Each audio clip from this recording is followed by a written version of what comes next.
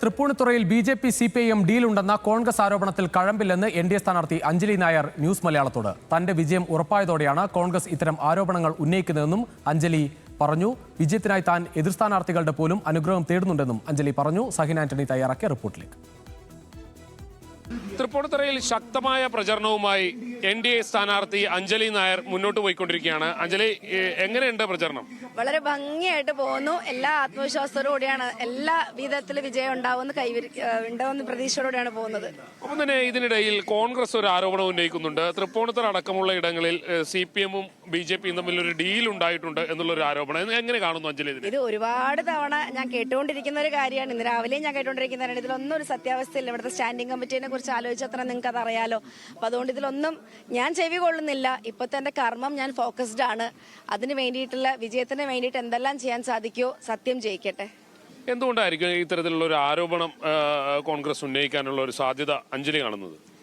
എനിക്ക് പ്രത്യേകിച്ച് ഒന്നും പറയാനില്ല. കാരണം അതൊക്കെ പാർട്ടി സംസാരിക്കേണ്ട ആധികാരികമായ കാര്യങ്ങളാണ്. എന്റെ കർത്തവ്യം, എന്നിൽ ഏൽപ്പിച്ചിരിക്കുന്ന കർത്തവ്യം ഇവിടുത്തെ ജനങ്ങളെ കാണുക, അവരിലൊരാളാണെന്ന് അവർക്ക് മനസ്സിലാക്കി കൊടുക്കുക എന്നുള്ളത് മാത്രമാണ്.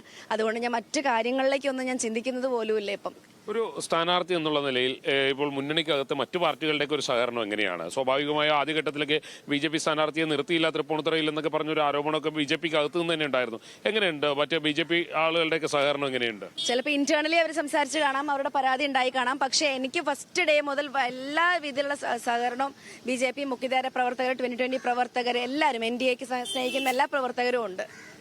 ശക്തമായി തന്നെ എല്ലാവരും പ്രചരണത്തിന് ഇറങ്ങുകയും ചെയ്യുന്നുണ്ട്. ഫസ്റ്റ് ഡേ മുതൽ എന്റെ പ്രസ് റിലീസിൽ എന്റെ പേര് നിർദ്ദേശിച്ച ആ ദിവസം മുതൽ എന്റെ കൂടെ എല്ലാവരും ഉണ്ട്. എങ്ങനെയാണ് ഒരു വിജയസാധ്യതയ്ക്ക്? എങ്ങനെയാണ്?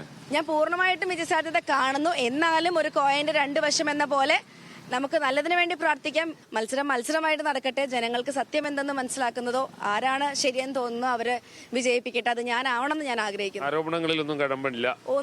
ഒന്നിലും ഒരു ട്രോളിലും ഒരു ആരോപണങ്ങളിലും ഒന്നും ഞാൻ വില കൊടുക്കുന്നില്ല. ഞാൻ അതൊന്നും ശ്രദ്ധിക്കുന്നില്ല.